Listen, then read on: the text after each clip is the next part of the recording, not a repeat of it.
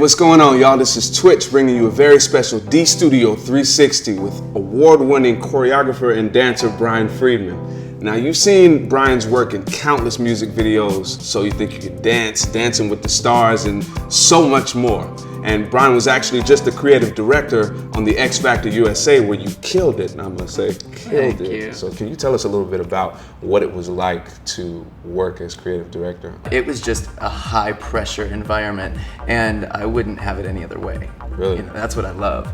That's what drives me to be my best. For anybody that's out there that saw the X Factor, there were some numbers that you literally worked on that day and put it on stage. Yeah. So many working dancers that everyone knows from shows like So You Think You Can Dance were on the show, and I'm so thankful that I had them there because they've been through experiences like that where you're learning massive amounts of choreography hours before you go on air, and the pressure is really high.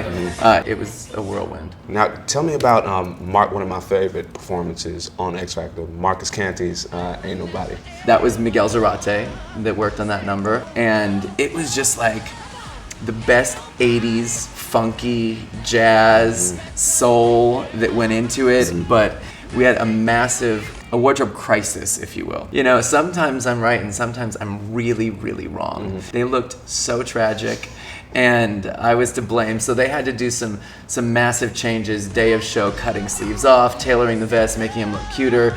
But when they hit the stage and it all happened in the show and I saw the judges rocking out with the dancers, it was just one of those moments where you knew everyone at home would feel the same energy. So it was a win. The way that X Factor works, you have your 4 judges that have their contestants. So do they bring the concepts to you, or do you bring the concepts to them? The majority of it was the judge picking the song and then me having to turn that song into something visual. 2 concepts that definitely worked. I don't know how it was with the process on the inside, but Melanie Amaro's Christmas piece, All I Want for Christmas piece. I just loved it because it kind of took you back to old school Hollywood musicals.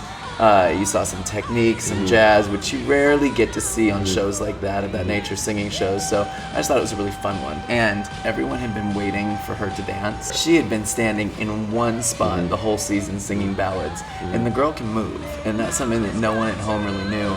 So to be able to see her smiling and being a little bit more playful, I think it was exciting for the viewer. I'd say my absolute favorite performance of the season was Astro's Black or White. Can you tell us a little bit about that, please? Definitely. First of all, Astro was brilliant. To see a kid who's 14, who's coming in there and writing original content every week on the fly, taking such a classic song and writing your own flow for it, it was just amazing. And I was sitting right by Michael's kids, and I looked over while it was on, and they were all smiling. I was like, okay, we did our job. It was great. Now, you're also the creative director of the Pulse on Tour. So could you tell us a little bit about that? It started out small. It was just a workshop that we would do once a year in New York. It started with myself and Wade Robson. We geared towards training the professional dancer, anyone who wants to enter into their career as a working dancer. Now, speaking of teaching, you also taught an episode of Masterclass here in the studio. So tell me a little bit about that. I loved that. It's one of those quality projects where you just walk away from it feeling like you did something that was historic. I'm hoping everybody out there that you're all doing it and that you've learned it, and if you haven't, go on and take it. Make sure you warm up first. What do you have in the works now? What's in the future for you? I know you're going over to the UK for 3 months, but what else you got going on? There are very few companies out there that make dancewear for the fashionable dancer, not even dancewear, let's just say workout gear, sportswear. The fashion industry doesn't, in my opinion, cater to those who are fabulous. So that's my job now. I just want things to be wearable, danceable, fashionable. So the clothing line sounds great, man, and I understand you have an app coming out as well. My app will be out this winter. It's the very first interactive dance app. It's a 9-piece, 50-minute warm-up and cool-down. That is incredible. You have an app, a fashion line. What else is there, Brian? Operation #HotBod. To be in shape is the best thing you can do as a dancer. I look back to when I was 18 and 20, and how much energy I had and how in shape my body was. And I want that 20-something body back because I'm a little older than 20. I've been seeing the daily progression actually, and before I knew what it was, that explanation, I saw Operation Hot Bod day one. Which was just my finger because I was afraid to show anything. But now there's a lot of risque pictures.